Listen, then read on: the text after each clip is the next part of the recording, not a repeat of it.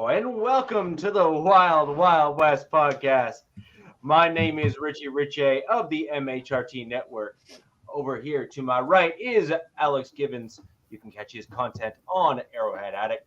Down directly below, dancing show tunes and shimmy shaking around his chair is Captain Jack. Yeah, that's right. That guy is Captain Jack. You can catch him on YouTube, Captain Jack Rackham. Pretty much all. Oh, I thought that was new music, man. It was. Yeah, I'm sorry. It was on my YouTube, and I was listening. I thought the Hello Mudda Hello. I thought that was new music. I apologize. It was Rogers going and on. Hammerstein. No, Rogers and Hammerstein is not the MIT Chair Network. Yeah, our score is being produced by Andrew Lloyd Webber. It's in works. Yeah, we are a Webber show. Yeah. Okay. And then directly diagonally here. I even got the point right, is Coach Defense of the Lockdown Defense podcast. Coach, you can catch Coach's staple show on Tuesdays and his brand new show directly after this podcast at 9:30 Eastern Standard Time. Coach, the name of that show, please. That will be the Lightning Fast Fantasy Football Podcast with me and the real Alex Givens, giving you news and views of the fantasy football world, getting you closer to that championship brass ring. So check us out at 9:30. Fantastic. And ladies and gentlemen, before we get into the show, we'd like to thank all of you for joining us live. And for those of you who are joining us after the fact, click the like button down below. It helps more and more people find our show and our content and gets more fans of all four of the AFC West teams in here. And for those of you who are joining us, jump around to the various channels and hit the like button for us. We really do appreciate it. It goes a long way. I really can't stress that enough. And for those of you who are not subscribed, there's that really big button below that says subscribe. Just go ahead and click it. It is free, as in costs you nothing, but helps us greatly. Thank you very much. And without further ado, on to the weekend recap. So I, for one, would love to forget week 5. Like completely, but like 100%, just forget it happened. However, for those of you who were on the show and joined us last week, you will remember that I effectively called it. In fact, I even called the point spread. If you want to go back and rewind the tape, this guy, Yeah, I don't know what to say. Receipts. I literally have the receipts, like they're on the internet. It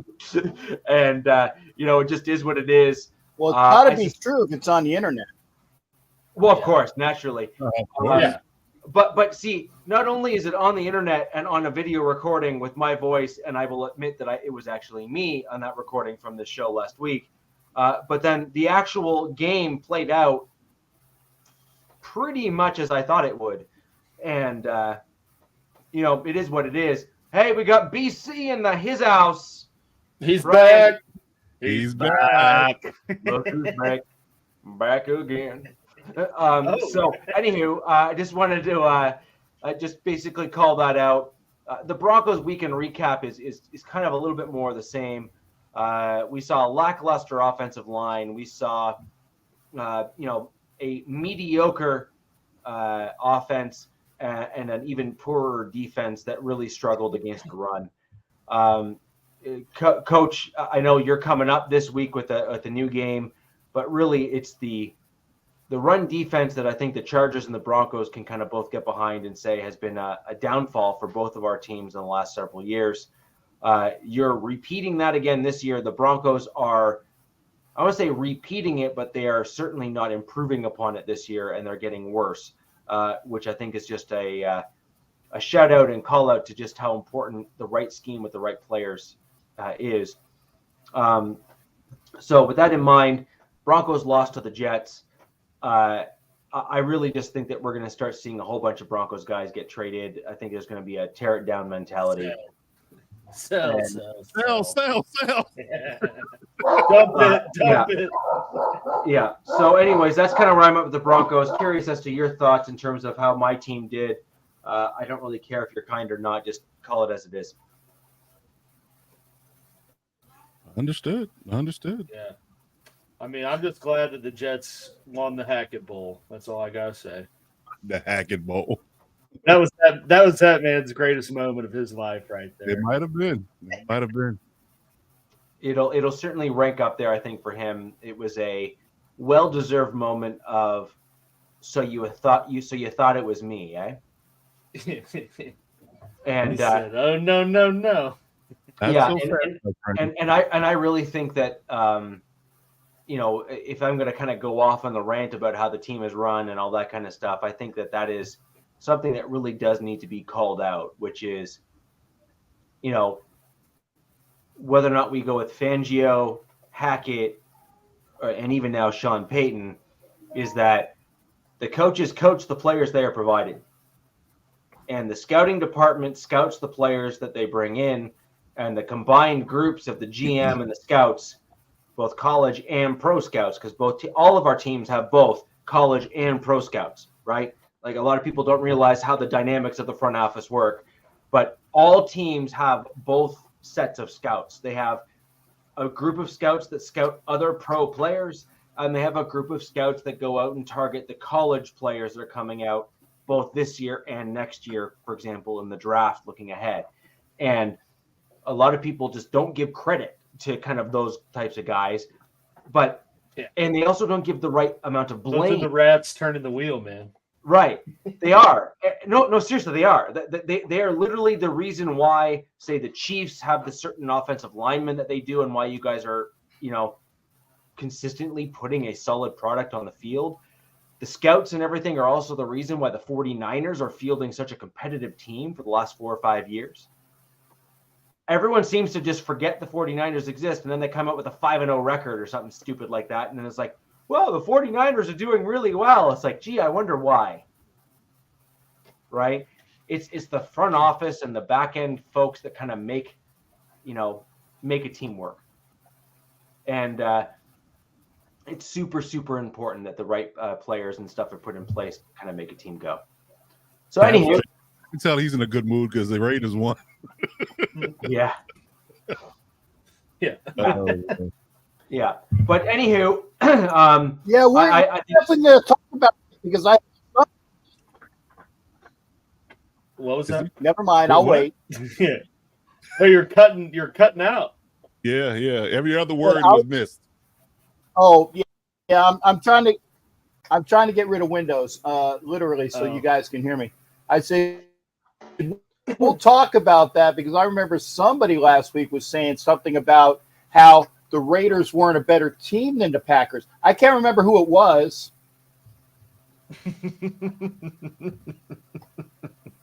I stand by that. I still believe Did you it. hear that? Was that not a garble? And now I stand by it. I still think it's a better team. Chime that up. Pitch that down. I stand on it. I still think the Packers are a good, better team. It's where's that flag again? Poop to bed. So, I mean, I think that there's a few changes that need to be made in several of our teams. And Captain, my comments are directed at all three of our teams, including the Chargers, the Raiders, and the Broncos. I think we all need different things. I think we all need different changes. But at the end of the day, I think that if we truly want to compete, and I mean truly want to compete with some of the top tier teams within the AFC and ultimately the NFL at large, I think we all have some kind of hard looks in the mirror that we all need to make in order to properly compete with some of these other teams. Now that we've seen whether it be 2, 3, 5, or in the Broncos case 7 years of either similar issues or at the very least mediocrity, regardless of who else is brought in. And so you have to start looking at team culture when you start having multiple years, despite different people being in the building, leading the ship or captaining the ship. You have to start looking at the organization at that point. Yeah, he's a dog nose. and Bronco agrees, right? Dogs, he said, "Ain't that the truth?" Yeah, right. Exactly. Yeah. So, anywho, guys, that's the Broncos weekend recap. Alex, you and I will have our little bout back and forth later on in the show where we discuss Thursday night football in terms of the absolute blowout that it will be a little later on. And until that time, I really would like to move on. With that in mind, I'm actually move over to you, Captain, and discuss your win. Your win over the Packers. Okay. Again, not to belabor the point, but I am going to belabor the point. What better team won? Okay, that's all I'm saying. Better teams on win. Just better team won. Now, here's the thing. Again, it was great to actually go to a game, and there was still a lot of off black in the stadium. You know, you caught that. But it was actually a very good time. Most of the I would say like 99% of the Packers fans were really, really, really cool. Sarah, shut up. Anyway, damn. And I like Mike, but Mike, shut up. Point is that it was the best thing that we had at the game was when the Packer fans did erupt with "Go Pack, go, go Pack," and there was a bit of that. The best kiss off was at the end of the stadium. We all got a chance to go back home,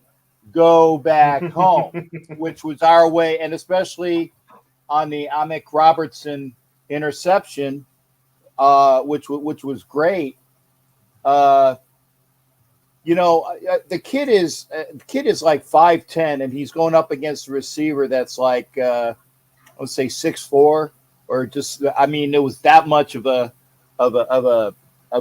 difference as far as height, and for him to have hops like that to get the interception at the end was fantastic. The Raiders defense won that game. It was not the offense that won that game. The Raiders defense won that game. And I can't remember exactly who said it, but they're saying that the Raiders defense was coming around. They just needed the time to gel and get into the system with Graham, and the guys are coming around and playing the way they should be. And just imagine if we get a couple more of the players when Wilson starts coming along, and our linebackers, Spillane had 2 picks, one off a pick and one that was thrown right at him. I can't remember the last time I saw a linebacker intercept the ball in a game, let alone 2. So Spillane, who came over from the Steelers, played an excellent game. The defense as a whole played an excellent game. Now and this is the quote of the week. Now that they are starting to bitch that there should be a new rule in the NFL that if you horse collar a player that's going to make a touchdown, I mean the operative is going to make, who's to say if they're going to make a touchdown or not, that is going to make a touchdown, that they give you the touchdown. Okay? I don't know if Peters deliberately horse collared him. He just tackled him, and he grabbed anything he could. He tackled the guy. The guy was tackled at the whatever yard line. They gave him half the distance to the goal on a horse collar tackle, but they couldn't punch it in.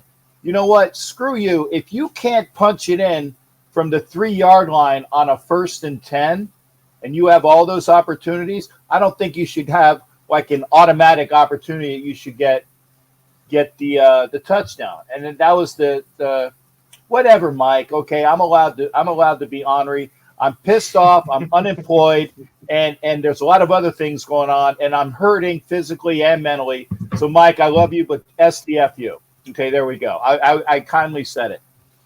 And I know you support me, and I said thank you for supporting me. So just give me this. I mean, Point is, all due respect. with all due respect, shut up, okay? And Georgia Patriot said it again, is that, you know, the horse collar tackle saved the touchdown. So you're saying, oh, now they should have a new rule, a new Raider rule, that because there's not enough Raider rules, right? You know, there's not enough Raider rules in the NFL that they were talking about that.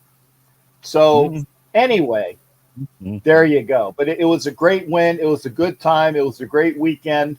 And for all Raiders supporters, including my man Mike Sarah, who says I'm in denial, I'm just enjoying the win, Mike, okay? And I'd like for you to enjoy the win as well, because if the Raiders play as well as their capabilities employ, and you got the Patriots team that's coming to town that is really hurting right now, who's to say maybe after this week we're back to 500? That would be fantastic.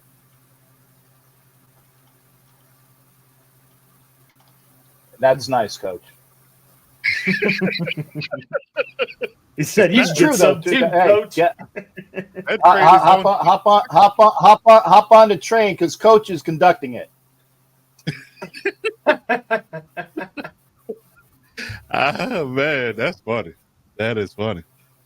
Yeah, I should wear a conductor's hat next week. Just to belabor the point. You know, with all due respect, Coach. Yeah. Oh yeah. With all due respect, And I mean, with all due respect.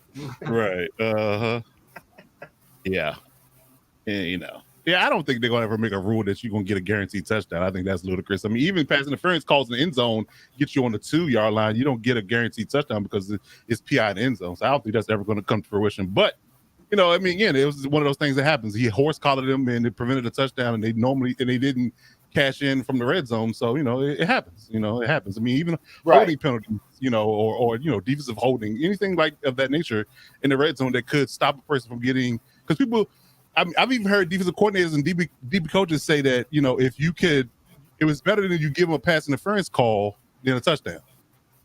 Give up the PI, don't give up the touchdown, and then you get a chance to fight from the goal line. But you know, it's a tactic. You know, it's a tactic on both sides. I mean, I don't think they're going to get to the extreme of saying, "Oh, because of the Raiders horse collaring people to prevent touchdowns, we're going to give them a guaranteed touchdown." I doubt that highly.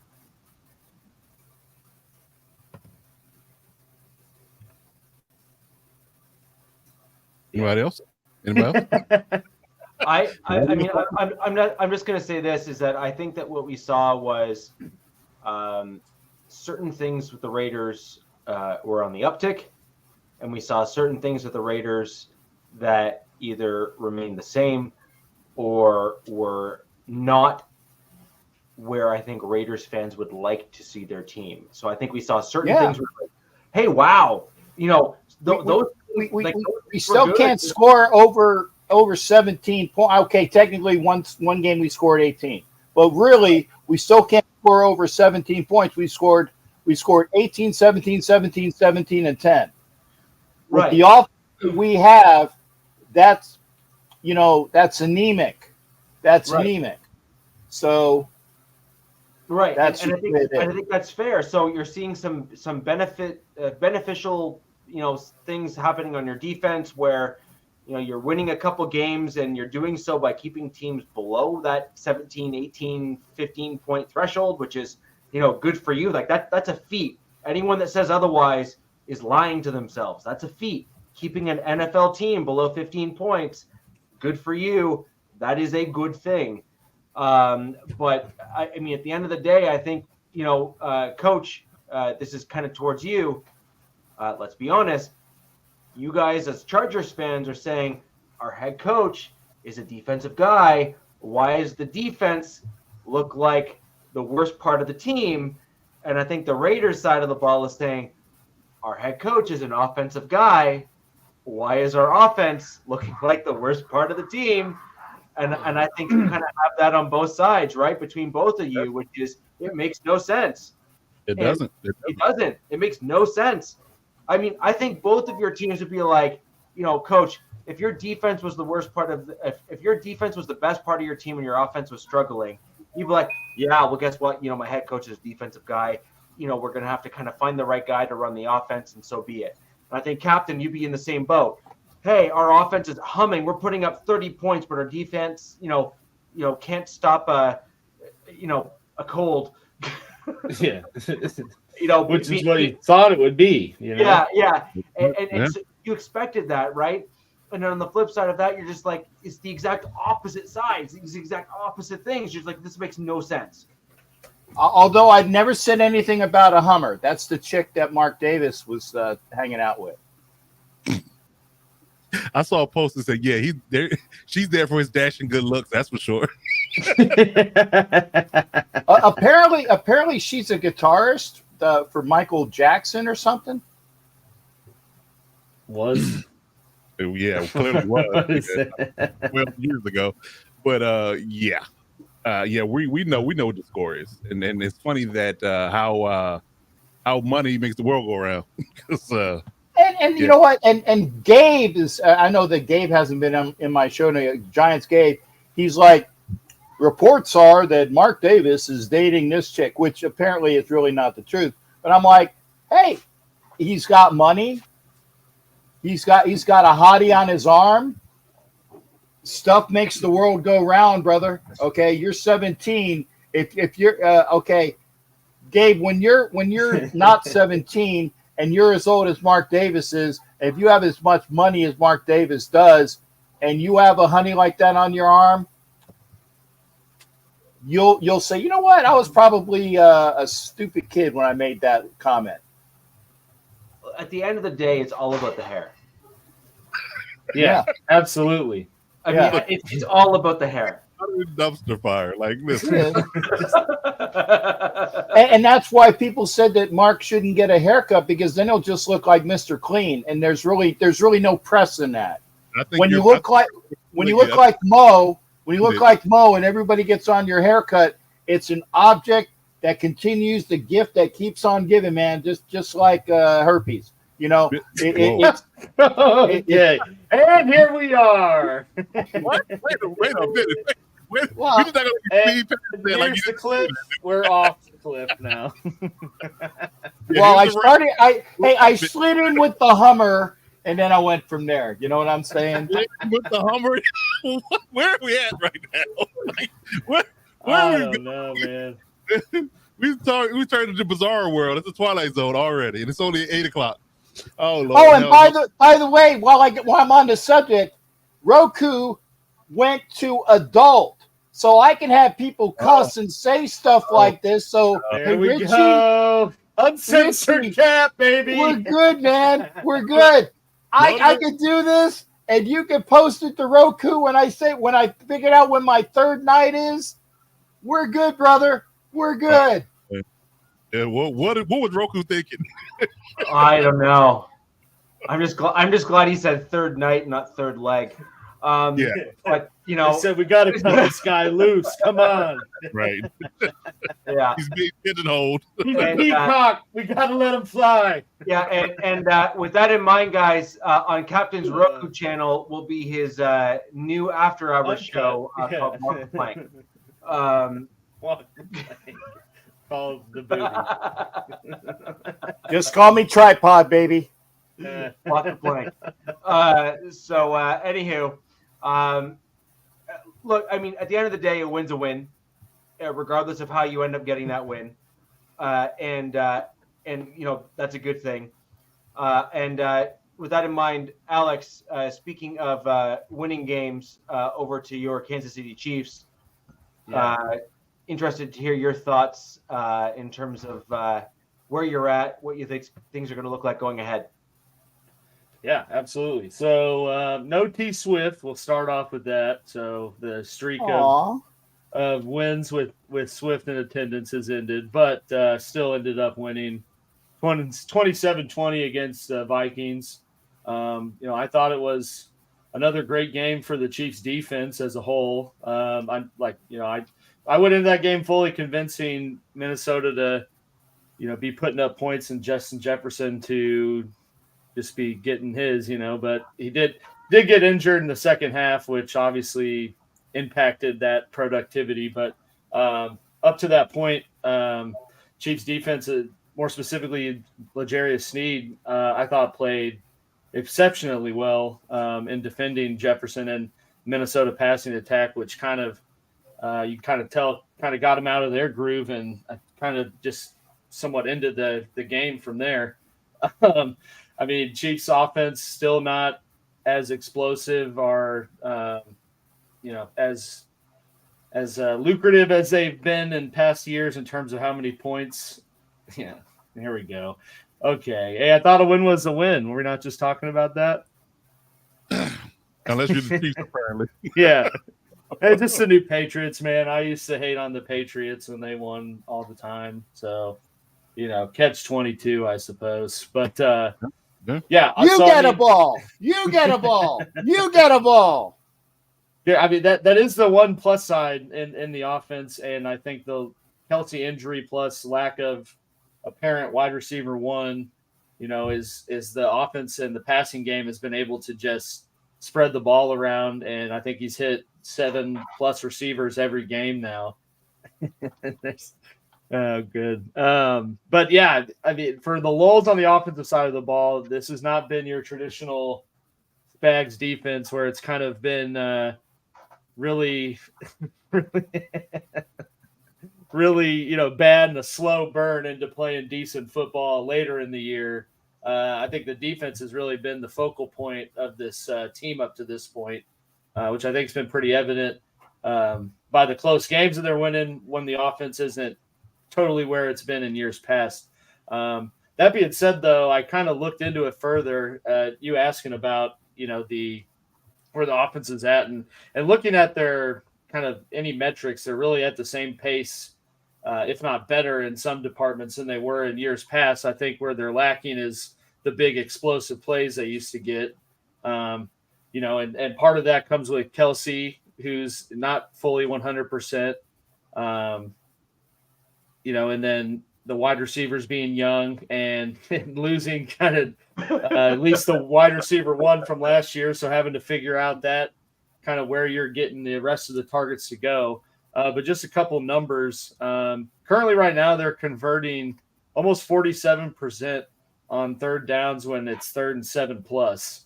And then when you bring it into 3rd and 2 short, they're 52%. So, I mean, they are absolutely moving the ball. And I think what we've seen in the recent games here is they're kind of changing the way that they play and focusing more on the run and not really going for the stats, more of game management and let's just win the game in a controlled manner, towards the end, which like you saw at the Jets, they had an 8-minute drive to close the game out after a Zach Wilson fumble. Similarly here, they drove the ball down and scored and then left it up with Kirk Cousins to have to throw a Hail Mary, which typical Kirk Cousins fashion to just end it and take a sack. But I mean, so it's the same, I'd say, offensive production in terms of moving the ball downfield. You're just seeing them do it in a different way. And I thought it was interesting. Listen to one of the Palmers. There's like 4 of them. I think Jesse Palmer talking about how, Brady in some years would throw for 5,000 yards, and then other years be like, okay, we have a really good defense. I'm just going to hand the ball off 40 times a game and make sure that I don't put them in bad situations. And I think that's what you're seeing Mahomes and the Chiefs offense kind of do here, is at least in the start of the season with the defense playing as well as it is. It's they're still effectuating their game plan and doing what they want to do. They're just kind of doing it a different way than they used to. But I mean, yeah, that being said, Pacheco, I thought's been a good positive light moving forward. Last couple of games and moving forward. You continue to see improvement in the younger receivers. I guess more so Rashid Rice, who's kind of become the 1B, I guess, so to speak. But he's still leading the league in drop rate, so that's pretty tough. But absolutely picking up more productivity and more stats as the weeks go on here. So I think we continue to see him do that. It's just kind of the roles have switched here in the kingdom, where the offense is the slow burn that you think will have it figured out later on in the season, where we hope the defense continues to play at the rate that they're playing, because they're playing pretty elite right now. Interesting. Yeah, And to answer your question, I expect them to be in the same opportunities they've had the last 7 years. So, I don't think until they just get absolutely embarrassed, I don't think you can count them out to win. Taking the Phillies just did something. Yeah, Castellanos just hit his second home run. Harper had a 2 home runs and a 3-run shot. Phillies are beating the tar out of those people that do this, and not Kansas City. Sorry, Coach. There's a Stephen A. Smith soundboard I would like you to cue up. Are you ready? Yes. They are the weed. Thank you. I appreciate it. We had DZ in the chat already dropping it. We're ready. Everything just aligned in that particular moment that I had to just, you have to own certain things. And that's certainly one of those things that you have to own. Mike, Stephen A. Smith said it best. I'm not even going to attempt it. So just heed the warning. I got to agree, man. Like I said, I'd like to see that. But hey, Coach, one more time, please. They off Here, the weed. just for reference, Mike, I'm going to knock on wood before I bring this up. But here's just a quick little list of things that were not in existence the last time the Broncos beat the Chiefs. All right. Nice. Number 1 being the iPhone 7. I believe the 15 is out now, so you can kind of do the internal math on that one. Tom Holland's Spider-Man. I think he's been in like 6 movies up to this point, so you kind of lay the timeline out there with the MCU, huh? White Claws, hard seltzers. Those were not out. That's like the national drink now. So, Hello, the song by Adele. Everyone knows that song. That didn't even come out yet. So, that was just half the list. Game of Thrones Season 6 wasn't even out yet. Yeah. Oh, that's awesome. Oh, that was great. That was great. I got to ask. Wednesday night snug for you, Sarah. No, I got. Again, I've only seen the first episode of Game of Thrones. How many seasons did Game of Thrones have? There's 8. Too many. No, you need to watch that, dude. That show is gold.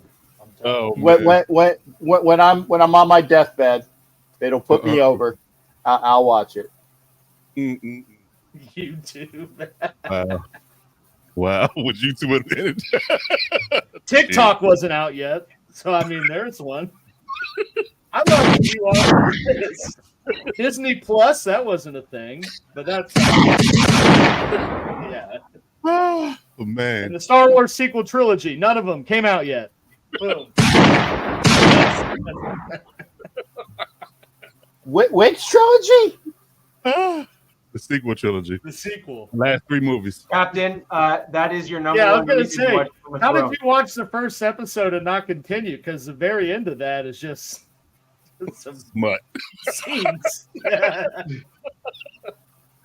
Oh, okay. Man. I'm just saying. So one of these days, when I actually get some more time, I will. Never mind. I'm sure it's on one of the streaming services. Actually, HBO, right? HBO. Max, okay, yeah. I got that. I'll go there. I'm gonna put it back in the holster. Okay. Holster 'em, baby. Holster 'em, baby. See, anywho, in any normal season, I would literally say, "Hey, you got to be careful with those comments because the Broncos could surprise you."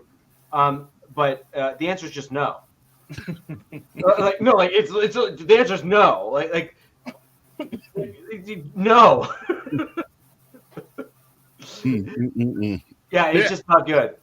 It's really interesting about the 3 other teams. I mean, of course, I have my own litany of things that I can talk about the Chargers, but the Broncos, to me, starting with the Broncos for real quick, I find that it's the inability to put a game together. It's not necessarily completely terrible defense, not necessarily inept offense, because offense has actually been better holistically than last year's offense was ever in any stretch of last year.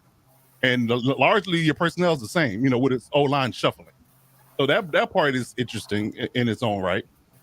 The Chiefs' numbers and, from an offensive perspective are near and dear the same, but it seems like you still have those growing pains when you change personnel around when it comes down to receivers, because clearly your receiving room is different. The only person is the same as Kelsey and Scott Moore. So that's interesting. And the defense, actually, ironically, for the Chiefs, is actually playing better and a more concise unit than the offense is. They're more fluid than the offense right now, which is a complete utter flip of years past. And the Raiders just seem to play people tough. Again, you look at all their games except for the Bills game. It's been a dogfight, and people kind of wrote them off as being, not a good roster on offense or defense based on who their quarterback was and their personnel on defense. So it's a weird dynamic across the board about what teams are and aren't. So I would argue that, even though we have our issues and concerns, it's still a tough out, no matter who you playing. It's still a tough out, no matter who you're playing. So I would say that it's some positive and negatives that you can address in regards to every team in this division, in all honesty. So I don't know. It's going to be interesting because I really believe that this matchup on Thursday is going to be interesting because Kelsey may not play. No, he's expected to play. He's expected to play? Yeah. Okay. Yeah, he's been limited, but but who knows what that means? Like, I read one report that said it was kind of questionable, so we'll see. I mean, I would like to believe he's going to try to be out there if he can, but Mr. Pfizer will play. Mr. What? Mr. Pfizer will play. Oh Jesus! Here we go. Mr. Pfizer will play. Mr. Pfizer. I play. Yeah. Like that scene in Longest Yard. Travis, you good? I play. I play. Papa John's their safety. Papa John's their safety. Yeah. I play. Well, I mean, at the end of the day, I do think Travis Kelce has taken a title away from one of the Raiders players.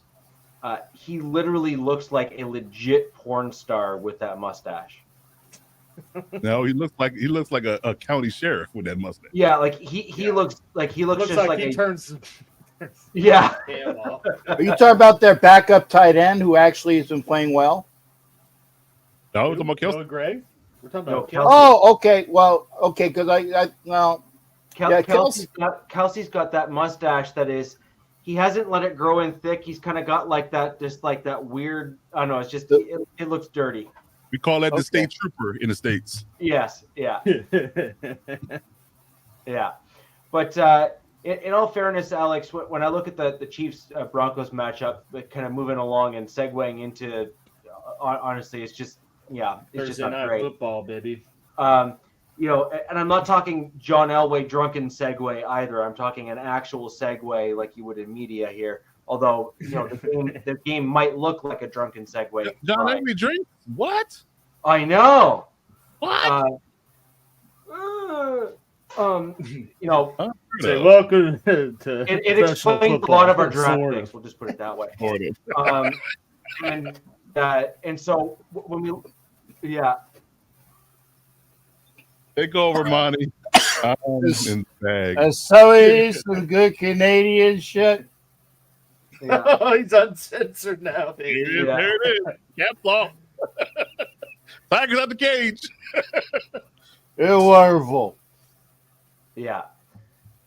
Tigers out the cage. Just ask John Elway how the 2012 and 2013. That is true. Ada might be onto something. Maybe Kelsey's about to pop up in some Brawny commercials. And I think Anna and DZ got a point because you look at DZ's comments about the Miles Teller bringing it back in Top Gun. Yeah, I mean, it could be in the the sequel. Maverick, not Top Gun. Maverick. It was called I Top believe Gun. the title Maverick. is Top Gun Maverick. So, Yeah, Top Gun Maverick. It was Top Gun: Maverick. Right. Yeah. Right. But when we look ahead to the Broncos, Chiefs game, I really, this is really an opportunity for the Chiefs to kind of basically do what the Jets did, which is test different offensive concepts. And I think that's what ultimately. No, I'm serious. Some schoolyard BS. Huh? Yeah.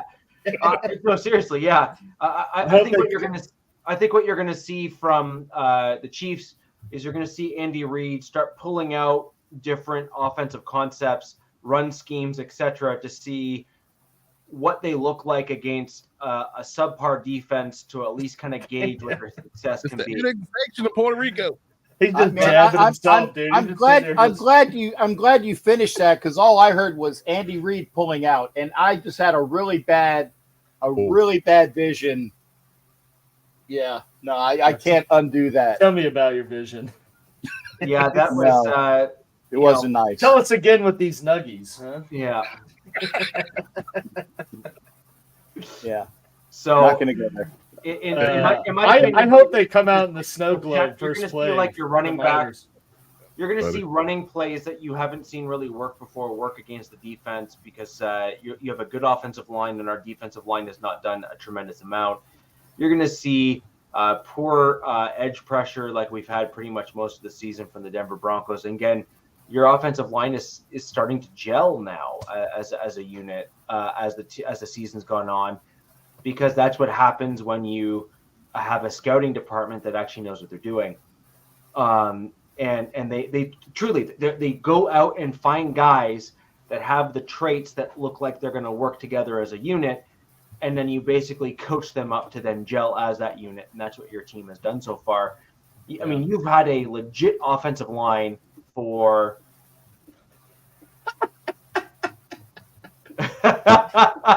Show us on this doll. This point. I don't want to relive the moment. Here, I got a little mini Mahomes here. This point, where was it? Was it here? Up there? Where are we talking? There. No.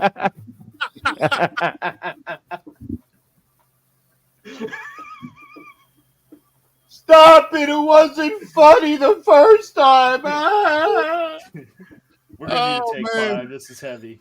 Yeah, man. that was funny. Oh man, that was hilarious. Asylum, you're hilarious, buddy. Yeah, that was funny. Asylum from the top deck. Yeah. Watch the man Savage. Yeah. But man. at the end of the day, this is, I think, what you're going to start seeing from the Chiefs. And until you start seeing the other teams in the division start to behave in lockstep, drafting and approaching things with vision, with an end goal in mind, you're going to end up with the same thing over and over again, which is, you have Coach, as an example, Bolt Bros and you kind of made the same comment. How can you tell that dude's a Chargers wide receiver? Well, he's 6'4" and about 220 pounds. Yep, that's about right. Yeah, right. And so it's Unless like he's 5'8". No, but it's literally kind of like the MO, right? And it's like, so if you're not willing to change things that are not working well, and you're willing to just stick with your kind of deficiencies as a team and as a core culture problem, you're never going to get better. And the Broncos are in the same position, bringing in guys that don't fit your scheme, scouting guys and drafting guys, and then constantly changing out coaches without an end goal in mind. What are you trying to do? How are you trying to get there? What do you want to look like? What scheme are you drafting for? If you can't if you can't answer those questions, you're just going to fail. And the Broncos, that's where the Broncos are at right now. Coach, I would argue the Chargers are in a similar position with certain positions on your team where you're trying to fill gaps and fill holes without a specific vision. And I think that's what you and others in the Chargers world are basically pointing out, which is, what is your defensive identity? What are you drafting for? What type of kind of look are you going for as a defense? And if you can't answer those, and you're going to end up the way you guys look now, which is you continuously have run defense problems. Continuously. And it's a delicate marriage when it comes down to having the owner, the GM, and the coach all on the same page when it comes down to selecting personnel holistically. Because harkening back to the argument about the Bryce Young and CJ Stroud argument, where the owner wanted Bryce and the coaching staff wanted CJ, and we see how that worked out. So it's very delicate. But you're right. I mean, everything you said was spot on. You have to exactly and definitively get the guys that fit your scheme and do what you need them to do, and that's where it becomes a issue on the field if you can't get those guys. And again, it may not be an overnight thing, but again, if we're spending, your guys' case, you on a new coach. We've dealt with the same coach for 3 years, and we still have questions. We should never at this point still have questions about what your identity is, what you're trying to get accomplished. You can't just throw a bunch of dudes on the field and expect them to just be good. You have to have some type of finite vision about what you're trying to do and what you're trying to accomplish. Are we going to be dominant pass rushing, cover well in the back end? We have stellar linebacker play, or we're going to have stout run defense. I mean, what are we doing? What are we doing? And I still can't answer that definitively for the Chargers. And again, that's where you have the problems, and that's why you give up the points that you give up. Because again, between the lack of vision and or the lack of a solid or consistent play from your defensive staff, depending on who it is week to week, you have struggles. So again, I don't know exactly what the mindset is, if you look at it from Staley's point of view, because again, he's the one, calling the shots, pulling the strings. It's a mess. It really is a mess. I mean, and I don't know, honestly and truly, at this point, how can you fix it? Just kind of try to hold on and hope the offense keeps humming, and then, we'll just cross our fingers. No, I completely agree with that as a statement. So, I mean, basically, if I'm doing my look ahead for the KC game, I'm looking at this being a 14-point minimum loss for the Broncos. I see this as at least a 10.5. So yeah, I see this as a 14+ point game loss, in my opinion. I think that you're going to see. I think you're going to see a difference in the Chiefs. I think you're going to see a run that works, which is going to start stretching out these drives. And then I think that KC has got quite a solid defense this year. I mean, the defense has really leveled up from years past. And that was really your weakness in years past, right? Where you had an average defense, but your offense was just humming. Yeah. And now your offense is not doing nearly as well as it once did. But I think when you have a defense like the Broncos that is not really playing well at all, like we're like what, 34th in the NFL or something? 35th, I believe. Yeah. I'm glad you picked up on that, Coach. That was great. Yeah. So when you look at a team that can't field a defense that is really serviceable in many categories at all, you end up where running backs like the Chiefs that are traditionally not a running team will have success doing the, running the ball. You're going to have, you saw that with the Jets. You saw that with the Dolphins. You saw that with several of the opponents that realize we can run on these guys. And Andy Reid, look, as much as you may wish that he was not as good as he is a legit offensive mind in the NFL, very similar to Sean Payton. Okay. Despite a lot of the issues that the Broncos have this year, the Broncos have made major leaps forward in the offensive stats categories in terms of points per game, points per play, et cetera. What our real issues have been is that our defense can't get off the field, and then our offense is, struggling in kind of middle sections of games. We're doing well at the end and at the beginning, and it's the middle section of games where we're struggling. And that I actually put on the quarterback, but that's a story for a different day. But we're gonna kick that can down the road. Yeah, we're gonna kick that can kind of further down the season a little bit.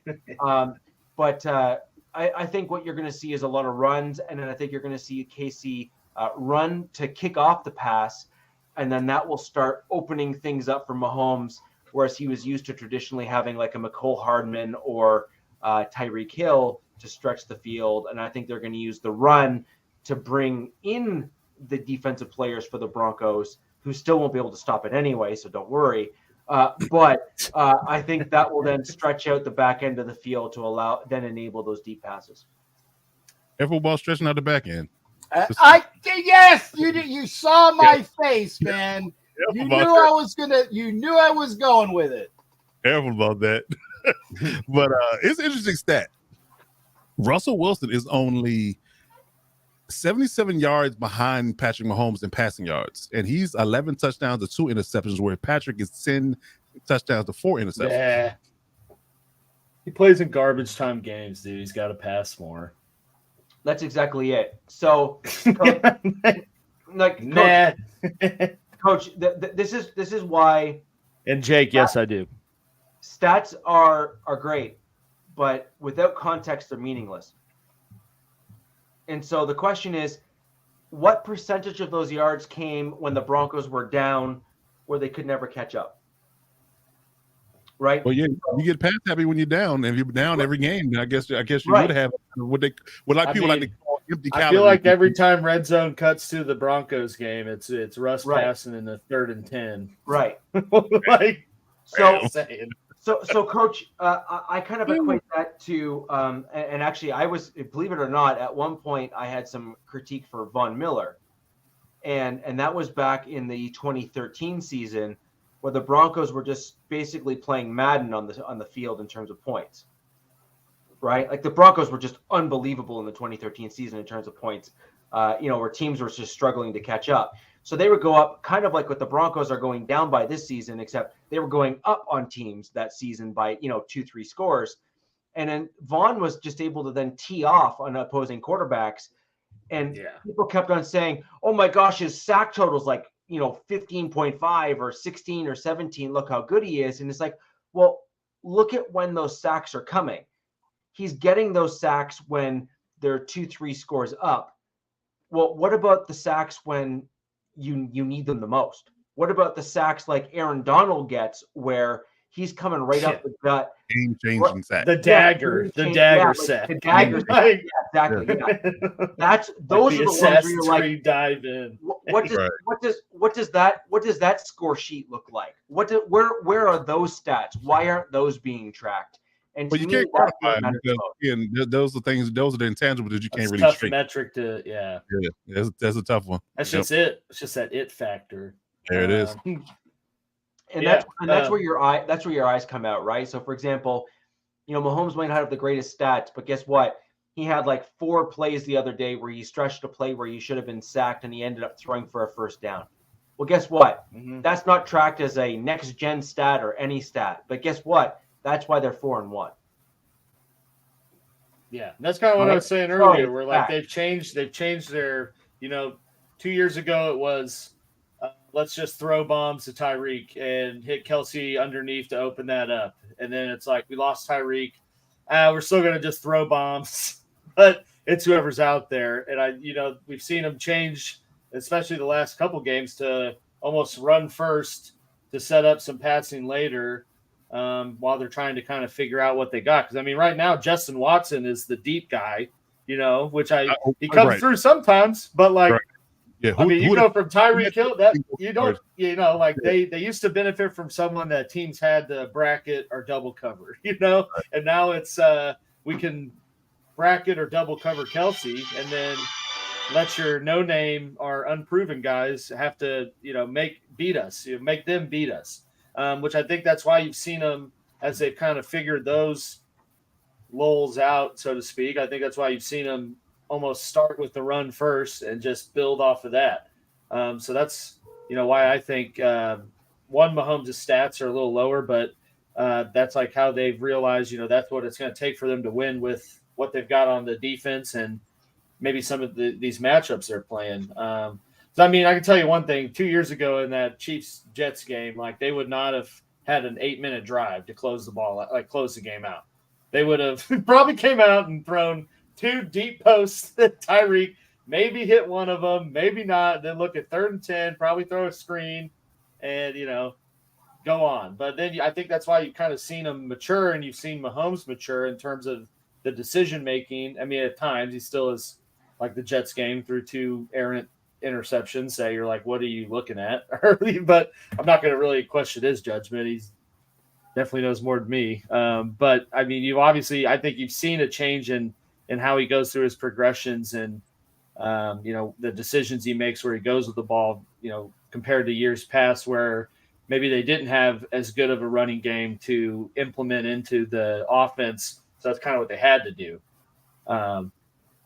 But yeah, I echo the preview insight you provided to this game, Richie, mainly because it was pretty favorable for our side of the track here. But I do think it's going to be a pretty close game, mainly because these games have always been that way. Like I said before we got on the show, I didn't look back too far, but outside of December 5th of 2021, which was 22-9 Chiefs, every game has been 6 or less points. That's including the 2 last year when, it was at least the defense. That's an interesting. I think they played around this point last year, but I think it was in Denver. Right. It's So a divisional game, man. Yeah, it's a divisional game. games are close. It is. I mean, Look, and that's look, I don't think right the now. Chiefs are putting up Miami Dolphins numbers. I don't think they're hitting 14 points. I do think they're going to win. I think the largest margin is 10. No, you're wrong, but that's okay. You're allowed. I hope I'm wrong. That would be awesome if I'm wrong. I'll have one hell of a Thursday night if I'm wrong. But yeah, I'm just saying, looking at how these games go, being interdivision, it is division. I don't see it being a giant blowout. I mean, I think there's going to be some uncharacteristic, successful plays, either on the defensive side of the ball or the offensive side for the Broncos, that are going to make it a little bit closer game in the midpoint, like you were talking about, than it has been in these other, the Bears or the Dolphins games. Like, just because it is divisional and they know, Vance Joseph's was a Broncos head coach. So, I mean, he's very familiar with this, matchup, and it's just a familiar opponent. So it's just, it's never going to be a blowout, regardless of how bad any side is versus how good the other one is. I'm going to disagree for a couple of reasons. One, DJ Jones is not playing, who is far and away our best run defender, which is going to really hinder our ability to. He's out. Yeah, he's out. Thanks. He is far and away the best run defender on the Broncos. Yeah, I did see he was out. Then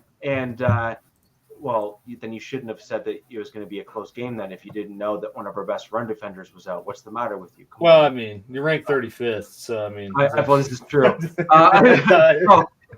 Frank Clark's also out, man. And Frank Clark is also Shark's out. Not going to be out. Yeah. He said, "I can't do this in front of my old boys, man." Yeah. I'm sick. Frank Clark had an odd illness that came about him, which is called embarrassitis. COVID. You got COVID. No, embarrassitis, which is basically I am too sick to play on the field because I don't want to be embarrassed to be seen in the orange in front of my red former team. Man, I can't do it, man. Yeah, exactly. And it's just that simple. So anyways, that's kind of where I think that's going. So we have our best run defender out. We have who's now a rotational backup in kind of the edge room for the Broncos, in fairness to Frank Clark. But nonetheless, he does turn it on in the postseason, but the Broncos won't even sniff the postseason, so don't even bother with that. And so as a result of that, I think that will really hinder our ability to do what you're thinking we're going to do, which is if you can't stop the run and you can't stop the pass, then this is not going to end well. Yeah. It's just. Hey, I mean, like I said, I'm all for that, man. But I'm just looking at the history of the matchup. Especially, it's not like the Broncos have been any good, in the past couple recent years here. And I gave Sarah a nice rundown of things that weren't in existence the last time they won. But those games have still been decided by 6 points or less. So I just don't see how this is going to be any different because it is an AFC West matchup. Well, the one difference is that the Broncos this year are averaging about 36 points given up per game in the 2023-2024 season. And at the same time last year, which is what you're referencing when we played the Kansas City Chiefs back-to-back when we first had Russell Wilson, the Broncos were averaging something like less than 13 points or something like that per game. Which by any metric would typically mean that you should have a winning record, and the Broncos were about even. If memory serves. We can look this up. Now we've got it. Okay, so last one was on January 1st, and then December 11th. DZ, if you can get Jaleel, get him. Jaleel, he's still available. Get him, bro. Get him. Just get him. Yeah. Look, the Broncos suck badly. That dude is legit. He's the McLaughlin. Yeah, he is legit. McLaughlin. Yeah. He also fits that role that Peyton knows how to use, where he can catch the ball and run the ball, but he has that speed. So he kind of fits that Kamara type role, which literally just kind of fits like a glove into this system. Yeah.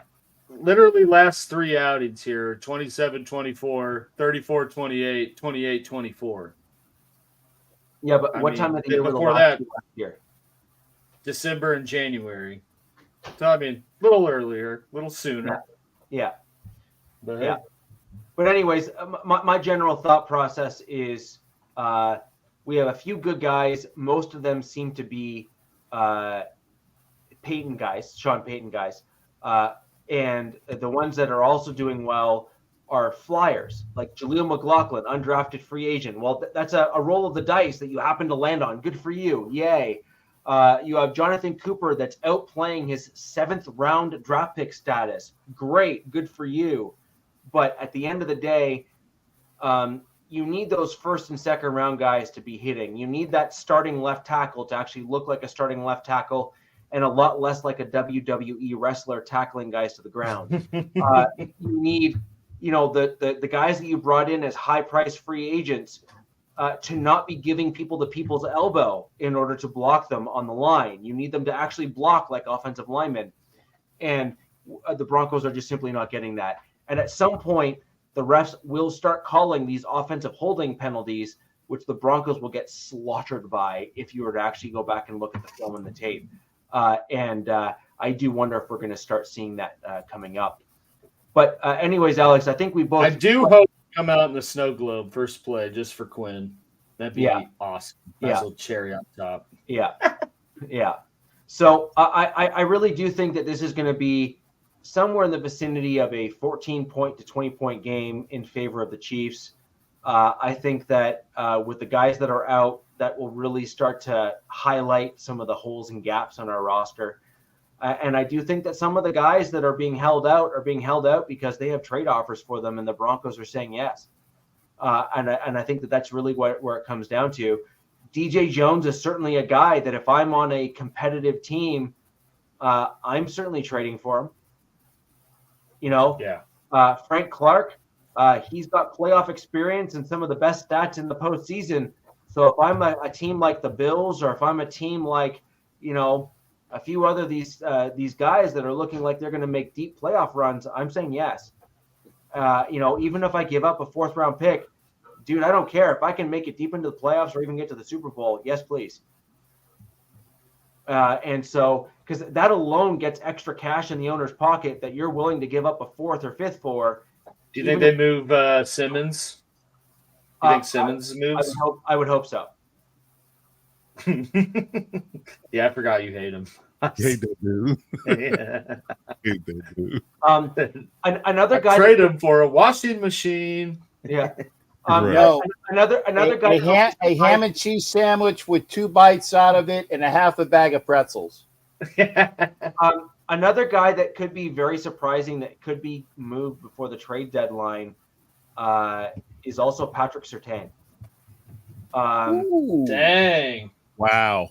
That would be. We need this. Where's the siren at? We need that. That's a fire sale. That's a bomb drop. Yeah, there we go. That's bomb drop. That's all of that. That's all of that. Well, so everyone says that people are crazy for even bringing this up, and fair enough. I can appreciate how someone might say that, but I think we need to look no further than the Dolphins. So the Dolphins, when they kind of came to the self-realization that they needed to just simply tear it down to rebuild, they got rid of anyone that mattered at all, and they just sucked for 2 years. And they just acquired 1st-round pick after 1st-round pick by trading. Tank for 2 of them. Yeah, exactly. And they brought in those 1st-round picks. They brought in that draft capital, and they did so by trading their best players. Our best player right now on our roster, and it's not even close, is Patrick Surtain. And so if you're going to try to rebuild the roster, and that's what your goal is, because look, we are not looking great, and we have not looked great for years, is to trade Patrick Surtain. You try to nab those 2 first-round picks, one this year and one next kind of deal, and we go from there. That's it, in my opinion. And I think that that's what your goal is as a Broncos fan should be. As much as it pains you to see a guy of that caliber go, you want him to go to a team where he can win, but you also want to get the capital so that your team can also win in the future. Yeah, I mean, look at like the Tyreek situation, right? I mean, Exactly. It's you obviously he's a great player. You have to recognize that, but you have to know when it's not financially feasible. Because you could, if you kept Surtain, it's like you got to pay him in what, 2 years, 3 years, 2. I think it's 3 because I think you have a 5th-year option because he's a Well, first round pick. Yeah. So I mean, it's either you got to pay him money and then hope by the tail end of that next contract you've rebuilt everything to a fine-tuned machine, or you have a quicker rebuild, but then you got to worry about paying him on top of the other people. So it's like, why not try to get some capital out of it? He gets him to the Chiefs. That'd be sweet. Exactly. I'm sure it would be. If so, I'm not over to you, going to pay the Surtain unless it's hold up. What we got? What do we got here, Cap? I see you didn't greet your guests at the door, huh? No, I didn't get a chance to greet my guest at the door. I don't know whether you heard it before the mute went off. Jay! And of course I hit mute as soon as I could. The meatloaf. Yeah. But for all those that are in the house, and I know he can't hear me because I got my headphones on. For those that don't know, the great Joker Raider is in my house right now. If you don't know who Joker Raider is, shame on you. And we'll be doing the show. We'll be doing. Yeah, we see it. Like you said, we see that's a smug. That's a smug right there. That's the KC smug. But hey, one thing I can say about Joker Raider, go to JR60 Brands, and not only do you get great Raider gear, you got the other stuff going on too, right? They do custom stuff. Yeah, they do custom stuff. That's not just Raider gear.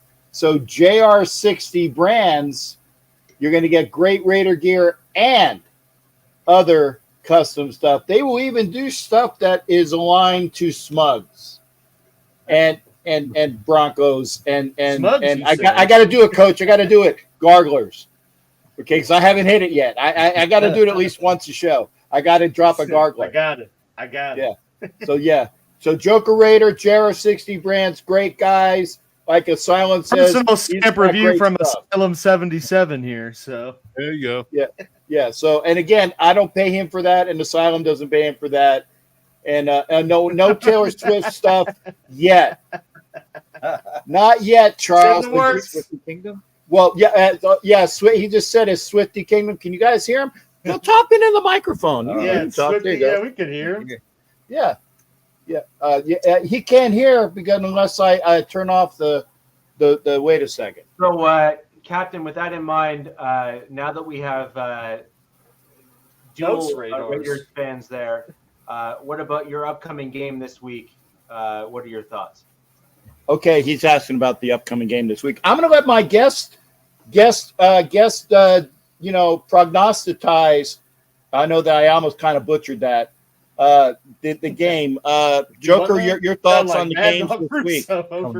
Coming up. And I think for the Raiders, it's a must win. I mean, they need to keep on going. McDaniels, I think every game, his job hangs on every game played. He's being critiqued. He's being broken down. Every bad call, every bad decision. I mean, look at the last game. They win the big win this past week on Monday night. And they're still picking apart his play calling, some questionable decisions. Do we go for a 52-yard field goal, or do we just sneak it for a first down and seal the game right there? So, I mean, I just think every game's a big game for our coach. But when it comes down to it, the Patriots are right where we wanted them as a league. I think one thing that everybody on this podcast right here, just on the air right now, can agree on is that Patriots are right where we've been wanting them to be for the last 2 decades, basically, and they're primed to go down the sewer, and we can all enjoy that together. I think that's one thing that's going to bring us all together in unity is watching the rise. We watch the rise. Let's watch the fail of the Patriots, and I think that's one thing we can all agree on, that they're going down in a shitter faster than shitting in a greased fucking toilet. They're hot garbage, bro. And for everything, watching Belichick unravel, become even more uncomfortable with the questioning that kind of makes my day. I kind of look forward to that.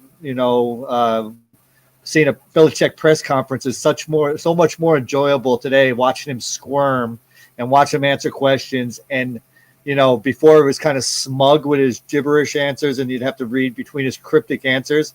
And now you could actually see him confused, not really understanding what has happened. It's kind of the equivalent of he sold his soul to the devil for those championships. And guess what? Now the rent is due and it's time to watch his downfall. You see why I shut up and let the man talk? You guys got enough of me, man.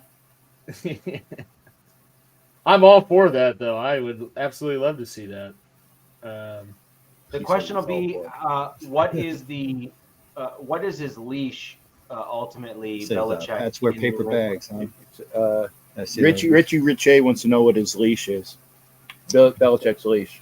Man, I to be honest with you, I think Belichick will bail out gracefully, and he'll go out on his own terms, let him fall on a sword. I don't think he's going to get fired, but I think that it's going to be mentioned to him. The bug's going to be in his ear, and I think that Kraft will come and have a private conversation with him. And I think for everything that Belichick, in all seriousness, look what he's done for the organization. It is what it is. We, as fans, we'd all love to have our teams do what the Patriots have done, right? What Kansas City is doing right now, basically, right? It's like they're passing the baton, right? So the thing is, I do believe that Belichick has earned the right to kind of bow out on his own terms, and I think it's going to be he'll make the season. He'll finish the season out, but I don't see him coming back next year. Yeah, I really they were don't. talking. They were talking about Mike Vrabel being his replacement today on Talking about the radio. Replacement. Interesting. That's a possibility, man. McDaniels is going to be free. He can have McDaniels back. McDaniels will be free next year because I don't see him coming back to the Raiders. And we'd love to ship him. Maybe we could arrange something like First round pick. we'll take a sixth and seventh round pick for McDaniels right now if they want to take him back. Wow. Well, the interesting thing will be is if Belichick bows out of New England and just simply says that it's no longer for him. They've kind of separated and want to go different. Yeah.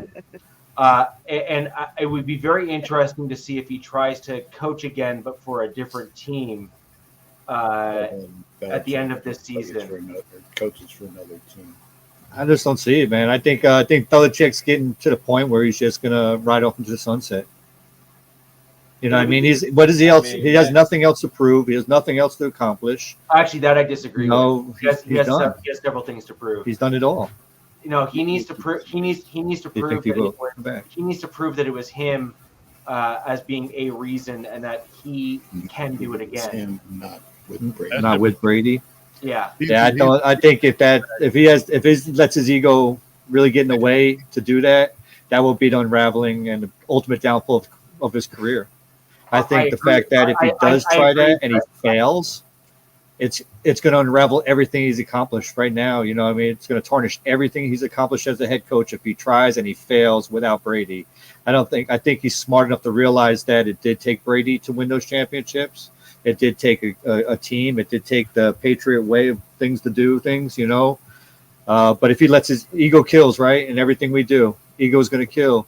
And if he does that, what became his legacy would be his ultimate downfall because he'll revert back to when he was a head coach of the Browns. Yeah, I actually think Mike's comment here is going to be interesting in that way there, which is if he has a staple quarterback, as in a Justin Herbert or someone that is of that caliber. I think it's a possibility. One thing is you never know. I think he can do it again, but he needs like a Herbert. He needs a guy who is in that top 5 in the league.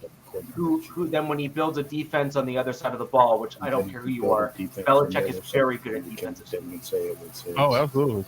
Yeah, The problem is I wouldn't compare Herbert to Brady though. I mean, it's not the same type of quarterback. Did you hear this, Coach? Go ahead and say it again there, Joker. I wouldn't compare Herbert to Brady. I think Herbert is at this point in his career grossly overrated. I think he's very athletic. I think he has the potential to be a good quarterback, but he makes some really bad decisions on the field. Hey, what? Yeah. Give me the guns, man. Against the Raider team, who has been traditionally horrible on defense, we made Herbert look very average in that game. I mean, it's a division game. If not below average. That's not a hot take, but I mean, we can look at the numbers and say that Herbert is vastly rated the way he needs to be, and where he lands in the statistical categories. He's top. I don't think he's proven anything. Category. I think he's an athletic quarterback. He's a good athletic quarterback. Josh Allen, a good athletic quarterback, still hasn't accomplished anything. Well, I mean, nobody's accomplished anything. I think Herbert and Allen probably on the same type of on the same plane. That's fine. I mean, he's definitely not in the bottom tier of anything. So I mean, he's definitely not overrated. I mean, again, you can look at the stats. And Don't get me wrong. I'd take him over Garoppolo any day. Sure you would. He's a good quarterback. I'll take him over Garoppolo. Any day. GMs would knock over their mama to get Justin Herbert as their starting quarterback right now. Let's be honest about it. So I mean, again, and going back to Bill Belichick's thing, I don't think Bill Belichick will ever coach again in the facet that most teams don't want to give up personnel control. Bill wants to have personnel control and coach. So most people don't want to give up GM control and have him coach. So if they don't want to give up those bird rights, they're not going to hire him as a coach. Chargers have not been traditionally an organization that allows you to have that. Well, kind of power. I was going to say, go ahead and say it again there, Tucker. I don't feel like the Chargers have traditionally been that organization to give their coach the ultimate power like that to be able to do it. I mean, it's not. It just hasn't been the way they run their organization. Here's why they wouldn't hire. You're going to have to look at an organization what organization is going to let their head coach have absolute power, and it's going to be tough in this day and age. There's too many. I mean, look at those organizations that have done that too recently, like Chip Kelly, right, with the Eagles. Out. Like the only reason Belichick's been able to do it for this long. Yeah, had that worked out. At least successful. Remotely. Had that worked out. And Chip Kelly with the Eagles was not the downfall of the Eagles at the time. It was a downfall of Chip Kelly. How long did it take Chip Kelly? He's never regained the status he did when he left Oregon. Exactly. Never. UCLA, Chip Kelly in UCLA is like sitting in warm shit right now. It's comfortable for him. He's comfortable to be there. He's under the radar for the most part, but he's also has a little bit of spotlight because it is UCLA. They play a competitive game. But he's never going to be that Oregon. I mean, there's something about when he was in Oregon that was special. I mean, you're seeing Oregon kind of getting back to that in college football right now. You see Oregon at that level right now. But that level of play does not transcend into the NFL. And, the NFL, you got kids in college that you can discipline to a certain extent, right? But when they come to the NFL, you can't tell them anything. Well, it's the same thing. And then as a head coach, you don't have the same power to call the shots and do everything you want to do in the NFL, And we're going to have to bust out. That's cool. Yeah, I think that's gentlemen. With that, unfortunately, I appreciate you giving my shipmate the airtime. Coach, it's always great with you and your Charger friends. Alex, for the Smug Kingdom, appreciate you, brother. You too. Mike, Sarah, again, drop it, Coach. Day off the weed. There you go. And Richie, it'll be a good show. It's a good thing to watch tomorrow, gentlemen. We appreciate the time. Thanks again. And for those that are not tuning into my show at 9, please tune in to Coach's show with the Real Givens. In fact, get two friggin' profiles up and view us both. Okay, watch both. Broncos win tomorrow, by the way. Oh, and also tell him to stay off the weed, Cap. Come on, said it as well. Kelsey does not play. Broncos win. You said if Kelsey doesn't play, Broncos win. Captain, you're I'm just guest saying to lay off the sauce Yeah. South Park said it best. Drugs are bad. Okay? They said for you to lay off the sauce as well. He's been sober for quite a long time. Well, I'm sure he has the drugs are chips bad, to my prove man. it. Drugs are bad. Okay. Drugs are bad. The drugs, guys go. Depends on the drugs. Well, yeah. Take care, guys. Appreciate Thanks it. for having me. And you just proved my point as to why you were wrong. Well, D said. Oh man. So, last but not least, Coach, we'll throw over to you. Chargers this week. You are coming off a bye. Against them boys. I would normally say that for a lot of teams that would be a very good thing. For the Chargers, that's been, we'll call it mixed. yeah. Well, I mean, the good thing about this particular set of circumstances when it comes down to the bye is that we finally are allowed to let some people rest and get healthy. I think we're probably going to be the healthiest we've been in the last 2 or 3 weeks. Looks like Derwin's back trending to playing. I think Austin Eckler's most say he's 99% going to play. So that's 2, Pro Bowl-like players back in the lineup. So that's good. There's no more J.C. Jackson. So that particular, dynamic, whatever that was, or that mistake was gone. So we'll see how the secondary performs with him not being there. We're giving our young guys some more burn, Jesse Taylor in particular. So it'll be interesting to see exactly what the team looks like going forward. It's funny because I'm actually doing a little take on this particular dynamic about Dallas on my 30-minute lockdown on Thursday morning. Is that their offense isn't, and we kind of saw this saw a lot of it on Sunday, where the 49ers undressed them pretty bad, and they've been living high off their defense. So I think that if we can move the ball on them. And it's not lost on me that it's a Kellen Moore revenge game. So I think that he's going to try to his best to prove that he was the reason why the offense was good last year, and how they're taking steps back this year.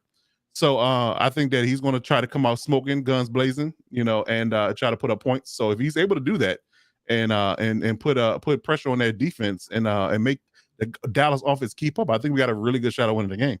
It is at home, so we ain't got to travel. We got to do nothing crazy. We got to go visit Jerry World or anything like that. So that's a bonus.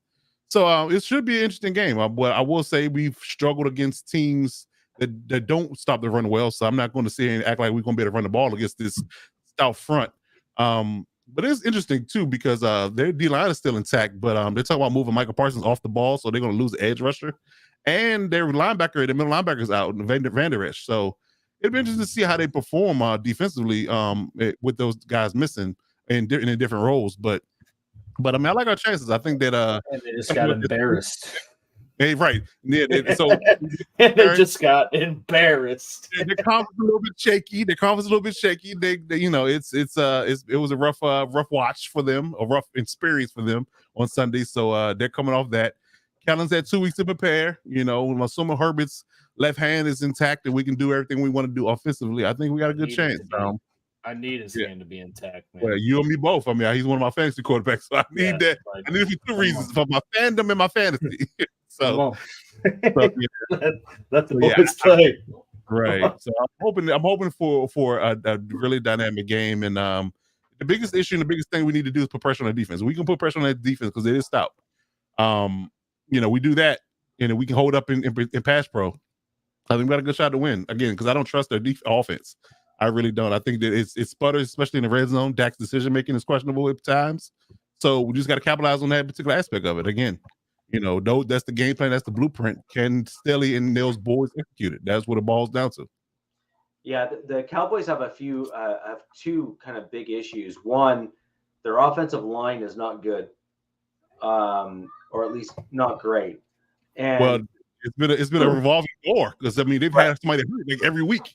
Right. No, but that's my point, right? Which is one thing that Dallas had for years, especially when Dak was in his early career. They were a wall.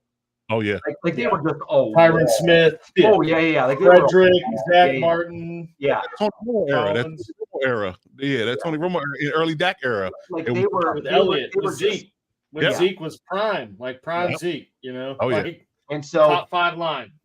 right. So you had a top 3 offensive line, if not a top 2 offensive line with the Dallas Cowboys when Dak was there. You had a top 1 to 2 running back with Zeke that was there as well. And then you had Dak Prescott that was kind of figuring things out, but could do so because he had a line that could keep him upright and allow him to take the time to process that he needed, right? Now, you fast forward to now, and you have a line that's basically a bunch of turnstiles, and Dak that is incapable of processing fast enough now in order to get the ball out quickly enough where he's not able to read those defenses. And so Yeah. I think it's a bit of a, things are starting to stack up against the Cowboys. Well, Yeah, I think we've seen too. I think there's been so much around Dak, and like it's either guy that at least we've seen lately. It's when if you can get him to a point where Dak has to beat you, You're good. it's not gonna You're good. it's not gonna Yeah, happen. you're good. You know, Yeah. And that's Yeah, the like- blueprint. And that is the blueprint. So if you can put the pressure on Dak, make Dak beat you, Paul, and that we could definitely be into the game and most likely win it. Again, if it's really on his shoulders to make or break the game, then again, if he can't rely on the run game, the defense scoring for him, things of that nature, and put him in short fields, because the defense can turnovers and fumbles and things of that nature. If you can't do any of that, which doesn't come every game. Because we saw in the Cardinals game when they faced the Cardinals, they couldn't turn the Cardinals over. They couldn't give them short fields, couldn't flip field position. So the Cardinals just unraveled them. Dobbs was cooking, And Right. he do 2 nasty picks in the red zone. Nasty picks. So you know what? GA Patriot has brought up an interesting point there with Dak throwing clean picks. Do you know who else used to do that? And that was Tony Romo. Interesting. So I Is it? think, Although I will say, I think Deshaun Watson threw the cleanest pick of the year this year. Yeah, he like did. week 2 when he Yeah, just he did. rolled out and chucked Yeah. it right. There's no one there. Yeah. I'm like, what the hell are you doing? But Dak, Yeah. very close. Yes, he is. Close. And so where I'm going with that is, I made a comment earlier about the Denver Broncos and how we've had the same kind of look, after 3 different coaching regimes, and at which point you then have to look to the front office and the, upper tier within management and even ownership potentially. And I think you need to look no further than Jerry Jones and the team and the scouts and stuff that he's put in place, whereby he encourages hero ball. He wants the big splash. He wants the look at me, big sign put up in the stand sort of thing. And as a result, the team, I think, takes on that persona. And, as a result of that, you have Dak Prescott, who's trying to, win the day by taking a risk that he ought not. Mhm. And Romo did the same thing.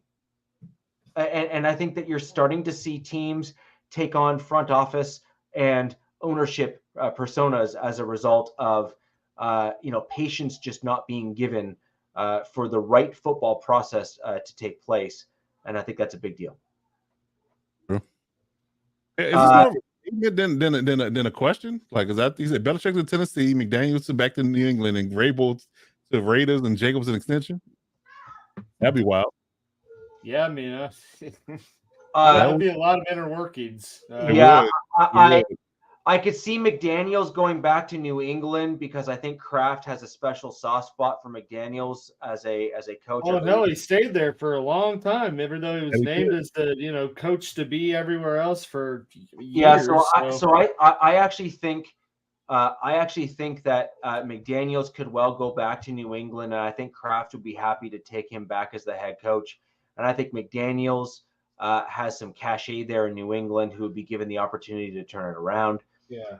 Why Well, would they were like Vrabel has actually I don't think Vrabel's the problem in Tennessee. I think He's not- I'll preface. They were talking. I heard him talking. I can't remember what. It was some ESPN midday radio was talking about it, and I think more so the topic got brought up because it's the Titans bye week and he'll be at the game because he's getting inducted into the Ring of Honor, which I also think is kind of weird because why would an active coach Go on his bye week to another AFC team stadium. You have his name put up in there. Right. But so then they kind of went on that, which I mean, I guess that makes sense if they are moving on from Belichick, that Kraft would want someone from that tree that's knows the Patriot way and all that. But I don't know. So yeah. I don't know. I actually don't think that Kraft's going to move on from Bill until he breaks that all-time winning record. He breaks the all-time winning record, Bill on the power on his own, and then I can bring in who I want. And we can start over. Yeah. I think that's where maybe that's the agreement. Who knows? Yeah, I think it might be. Might be.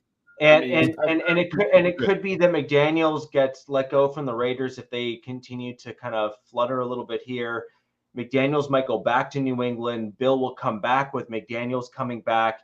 You'll probably end up with a better record because those two work really well together. It's just a fact. Right. It is what it is. Well, and they'll go out and get a better quarterback than Mac Jones on top of that by losing this year. Yeah, exactly. And then you can end up with like a stacked roster at that point with McDaniels and Belichick and a new quarterback and they also I think will have the second highest cap space. The Bears or someone. So which is very Bill Belichick like, in terms of stacking all of the things up all in a row, all at the right time. Why the hell he gave Juju Smith a 3-year, $30 million deal is beyond me. Didn't fit to Kobe Myers. I didn't understand it at all.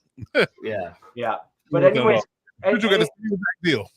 Anyways, guys, you guys have a show coming up in about 23 minutes or so from now, where you guys are going to be talking about fantasy football. We're talking football. You're talking football, and you're talking fantasy points. Who you think's going to do the right things for the right folks here? As the chat says, you can go ahead and catch that show. As Captain's saying on Facebook. Yes, exactly. And anyways, guys, you can catch that on the Lockdown Defense podcast on YouTube. Alex will eventually get his own YouTube channel where that's going to post as well. Please don't hold your breath because you might not make it. You will be gone. Yeah. But on that note, guys, we're going to have an interesting week. Obviously, an AFC West divisional rival game coming up here with Houston, the Broncos. Alex, mark my words. It is really just that simple. This is a 14-point loss in favor of your Chiefs. You can take that to the bank, I think, in my opinion. Right. Smoke it. And we'll go from there. And ladies and gentlemen, until next week, where the West Side is the best side. Peace. Even when you feel low, you can still go. Even when you feel slow, you can still go. Even when there's no hope, you can still go. I never answer to no, man, I still go.